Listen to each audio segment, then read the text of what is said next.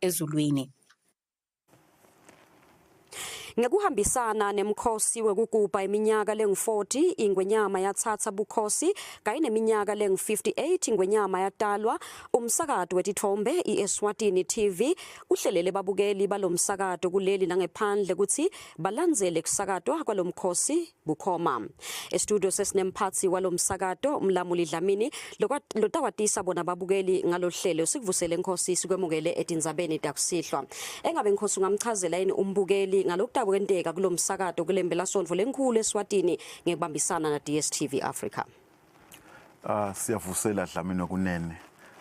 Sivusele nembukele ekhaya. Siyabonga nje inkosi ukuthola lelithuba ukuthi sikhulumise nathi indzaba letimnanzi letendekako emsakadweni welive eSwatini TV.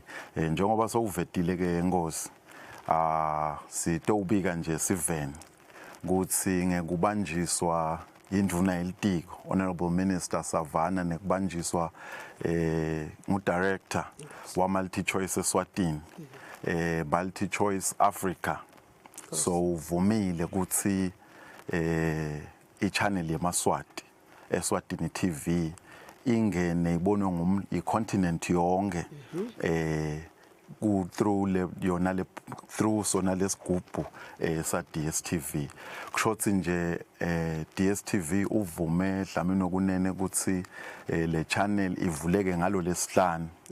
Lilanga lonke kusuka nje nga6 ekuseni kuze kuyoshaya kuze kuyoba ngo12 ebusuku.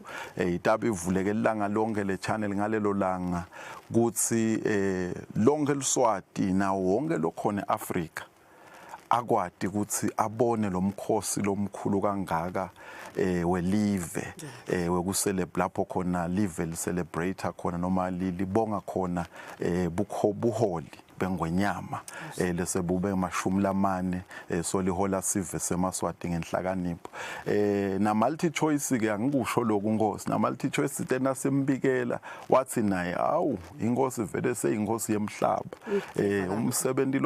umsebenzi longaka ufanele kubonwa livekati lonke leAfrica. So naye wathi uvele ukumjabulisa kakhulu ukuthi abe ingcenye yalomsebenzi akhone kubambisa live ngalomsebenzi ukuthi kubonwe icontinent yonke noma livekati lonke leAfrica.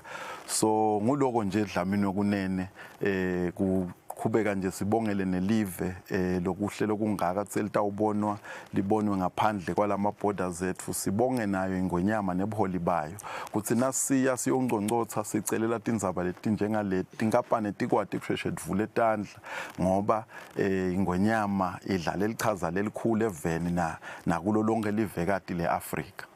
Hayi kevakala Nkosi ukuthi umsakazo utabe usebenza sibili ngalesihlanu kubambisana na DStv Africa njengoba sochazele bona babukeli. Sibonga kakhulu Dlamini kunene isikhathi sakho nekutochazela nje babukeli ukuthi umsakazo wetithombe utabe usebenza kangakanani. Maswatla mahle leyo noma ke bengumphathi wemsakazo wetithombe iEswatini TV mlamuli Dlamini utawuchaza ukuthi umsakazo wetithombe iEswatini TV utabe usebenza kanjani kulo mkhosi lomkhulu eveni laseSwatini lotabe ukhona eveni sichubeka nato tindzaba.